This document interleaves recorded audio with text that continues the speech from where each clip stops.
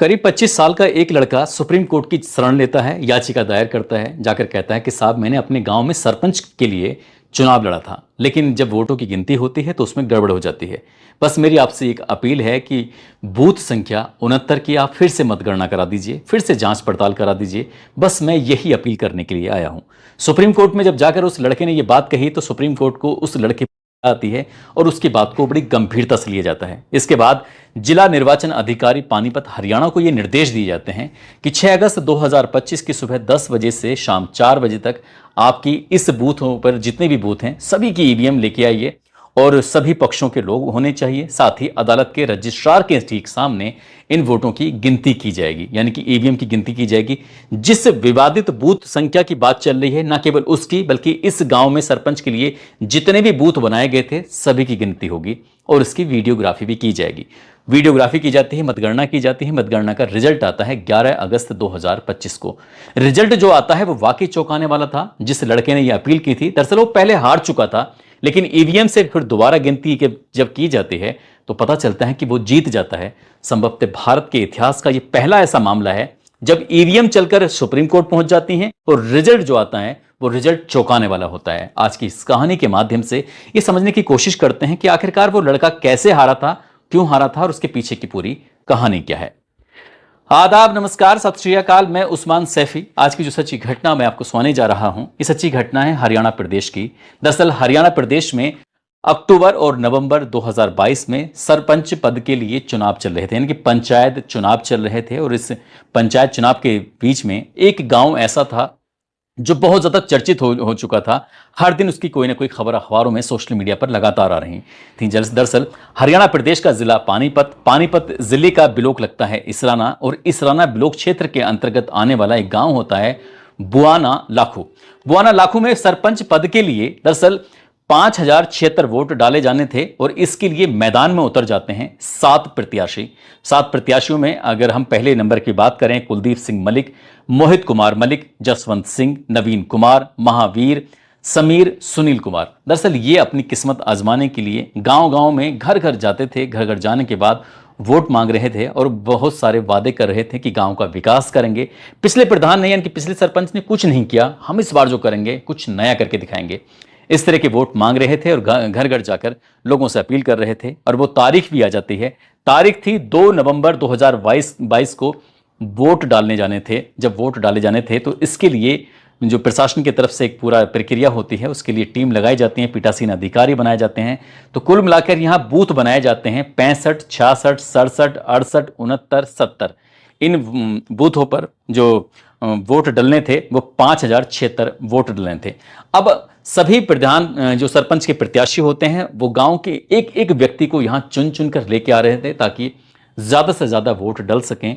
लेकिन शाम तक जो वोट डलते हैं वो 3767 वोट ही डल पाते हैं और शाम को ही वोटों की गिनती भी शुरू हो जाती है। जब वोटों की गिनती हो रही थी तो वीडियोग्राफी भी हो रही थी। ईवीएम के माध्यम से वोट डले गए थे। उसके बाद जब गणना यानी कि मतगणना जब की जा रही थी तो पता चलता है कि मोहित को विजयी घोषित कर दिया जाता है। लेकिन इसके बाद फिर से ये दोबारा से गिनती शुरू हो जाती है और दोबारा से जब कुछ गिनती होती है तो पता चलता है कि कुलदीप सिंह मलिक को विजेता घोषित कर दिया जाता है। वो दावा करता है कि उसके पक्ष में 1117 वोट आए हैं। बस इतना था कि पीठासीन अधिकारी ने फॉर्म 19 और 21 भी जारी कर दिया और कुलदीप सिंह की मलिक के लिए एक प्रमाण पत्र होता है, जीत का प्रमाण पत्र, वो भी जारी कर देते हैं। और वाकाता प्रमाण पत्र देते हुए फोटो भी खिंचता है। इसके बाद फिर जय जयकार हो जाती है और गांव में फिर स्वागत होता है, फूल मालाएं डलने लगती हैं। लेकिन इसी बीच में करीब जो 25 साल का जो लड़का होता है जिसका नाम मोहित कुमार मलिक होता है, मोहित कुमार मलिक असल में दिमाग लगाता है, गणित लगाता है, सोचता है। सोचने के बाद कहता है कि जो बूथ संख्या 69 है, 69 पर सबसे ज्यादा परिवार के लोग वोट उसी पर तो हैं, लेकिन वो उसी पर अगर गिनती होती है तो वो वहां आ रहा है। जो वीडियोग्राफी की जाती है तो इस वीडियोग्राफी को देखना शुरू कर देते हैं। जब गुणा भाग लगाते हैं तो कहते हैं कि हमें तो इस बूथ पर सबसे कम वोट मिले हैं, जबकि हमारे परिवार के सबसे ज्यादा लोग तो इसी पर हैं। इसके बाद उसके समर्थक जो होते हैं वो सीधे पहुंच जाते हैं पानीपत, यानी कि जिले पर पहुंच जाते हैं। अधिकारियों से जाकर कहते हैं पानीपत में जाकर कि साहब एक बार जो 69 नंबर बूथ है ना उसकी फिर से आप गणना करवा दीजिए, बड़ी मेहरबानी हो जाएगी। जब उन्होंने एक ठोस कारण बताया, वीडियो दिखाए, वीडियो दिखाने के बाद अधिकारी के दिमाग में आता है कि लड़का कुछ ना कुछ तो बात सही कर रहा है। गांव के लोग बड़ी संख्या में उसके समर्थन में थे। आखिरकार फिर से वोटों की गिनती की जाती है और पता चलता है कि मोहित 51 वोटों से विजेता घोषित कर दिए जाते हैं और उनको भी एक जीत का प्रमाण पत्र दे दिया जाता है। और जो ये फार्म 19 होता है, फार्म 19 और 21 भी उनको भी जारी कर दिया जाता है। बस इतना था कि पहले कुलदीप सिंह के लिए एक प्रमाण पत्र दिया गया था, बाद में 4.5 घंटे के बाद मोहित के नाम एक प्रमाण पत्र दे दिया जाता है। दोनों प्रमाण पत्र सोशल मीडिया पर बहुत तेजी के साथ वायरल होने लगते हैं। दरअसल एक गांव में 2 सरपंच चुन लिए गए हैं, इस तरह की बात थी। अब यहां पर जो पहले विजेता घोषित कर दिया जाता है कुलदीप सिंह, उसके समर्थकों को गुस्सा आता है, उसको भी गुस्सा आता है। देखते ही देखते गांव में बवाल जैसी स्थिति पैदा हो जाती है और जो अधिकारी होते हैं उनके साथ भी शायद बदतमीजी वगैरह हो जाती है। बात ही उच्च अधिकारी तक पहुंचती है, अधिकारी मौके पर पहुंचते हैं, फोर्स पहुंचती है और गांव में पुलिस बल तैनात कर दिया जाता है ताकि कोई भी बड़ा बवाल पैदा ना हो जाए। लेकिन यहां पर एक पशुपेश की स्थिति बनी हुई थी कि गांव का सरपंच है कौन, यानी कि कुलदीप सिंह है या फिर मोहित है। अब इस बात को लेकर 11 नवंबर 2022 की यह बात है, कुलदीप सिंह हाईकोर्ट की शरण में पहुंच जाते हैं। पंजाब एवं हरियाणा हाईकोर्ट में एक याचिका दायर करते हैं और दलील ये दी जाती है कि ग्राम पंचायत बुआना लाखू का विधिवत रूप से निर्वाचित वो सरपंच है और फार्म 19 और 21 उसके पक्ष में जारी किए गए थे। साहब यकीन ना आए तो जाकर देख लीजिए, फोटोग्राफ भी है। जैसे कुलदीप सिंह ने आई अपनी दलील दी, अपना पक्ष दिया, उसके बाद में कुलदीप सिंह बनाम हरियाणा स्टेट केस संख्या 25694, इस पर हाईकोर्ट ने 29 नवंबर 2022 को स्टे लगा दिया और स्टे लगाने के बाद स्टेट इलेक्शन कमीशन को यह आदेश जारी किया कि सरपंच पद पर कोई भी नोटिफिकेशन जारी ना की जाए, यानी कि रोक लगाई जाती है। और हाईकोर्ट ने जो मोहित के जो विजेता के जो सर्टिफिकेट थे उनको भी रद्द कर दिया। उन्होंने कहा कि अब कोई नहीं, कोई भी नोटिफिकेशन नहीं होनी चाहिए।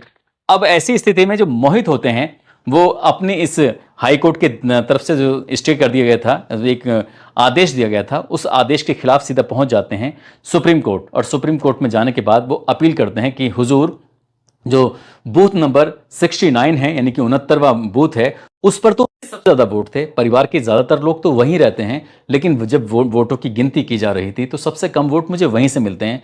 मुझे और कुछ भी नहीं चाहिए, बस आप इस वाले जो बूथ है ना, बूथ संख्या 69, आप इसकी बस पुनः मतगणना करा लीजिए और मैं कुछ भी नहीं चाहता।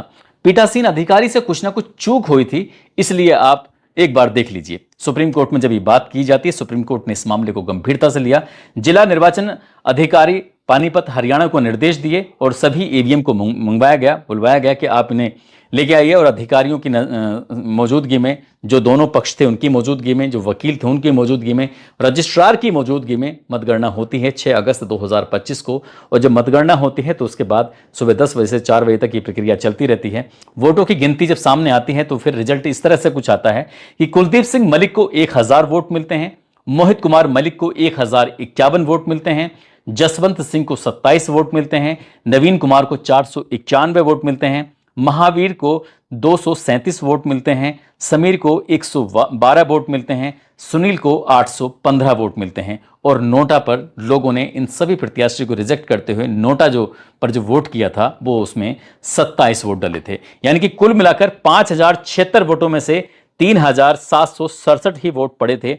और सबसे ज्यादा वोट जो हिस्से में आते हैं वो मोहित कुमार मलिक के हिस्से में आते हैं, यानी कि 1051, और वो 1051 वोटों से जब विजयी घोषित कर दिए जाते हैं तो 11 अगस्त 2025 को ये रिजल्ट आता है। उसके बाद फिर सुप्रीम कोर्ट की तरफ से ये आदेश दिया जाता है कि 14 अगस्त 2025 को इस व्यक्ति को, यानी कि सरपंच को, शपथ दिलवाई जाए और इनको विधिवत रूप से चुना जाए। आखिरकार डीडीपीओ राजेश शर्मा ये शपथ दिलवाते हैं और 15 अगस्त 2025 को ये फिर ध्वजारोहण भी करते हैं। और जैसे ही नए सरपंच ने, नए युवा ने जब ध्वजारोहण किया तो सोशल मीडिया पर इनका फोटो बहुत तेजी के साथ वायरल हो जाता है। गांव के लोगों ने इनका पुरजोर तरीके से स्वागत किया था, फूल मालाओं से इन्हें लाद दिया था। ये जो नए सरपंच चुने जाते हैं, कहते हैं कि वो करीब 2.5 साल के आसपास लग जाता है, 30 महीने के आसपास कहानी पहुंच जाती है। 30 महीने में हमारा गाँव के कहाँ से कहाँ विकास होता, लेकिन कोई नहीं, हम लोग फिर से पूरी ईमानदारी, पूरी शिद्दत, पूरी ताकत के साथ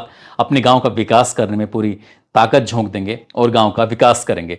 ये ऐसा मामला माना जा रहा है भारत के इतिहास में कि ईवीएम ने जो पहले रिजल्ट दिया था वो रिजल्ट कुछ और था, बाद में जब सुप्रीम कोर्ट की निगरानी में जब मतगणना होती है तो रिजल्ट कुछ और आ जाता है, यानी कि हारा हुआ प्रत्याशी जीत जाता है तो इस ईवीएम को लेकर कई तरह के सवाल भी खड़े हो जाते हैं। देश भर में ये अलग अलग सूचनाएं, अलग अलग बातें फिर वायरल भी शुरू हो जाते हैं। और देश भर में जो इलेक्शन ईवीएम के माध्यम से होते हैं तो ये कहा जाता है कि शायद कहीं ना कहीं कुछ ना कुछ होता होगा ऐसे ही।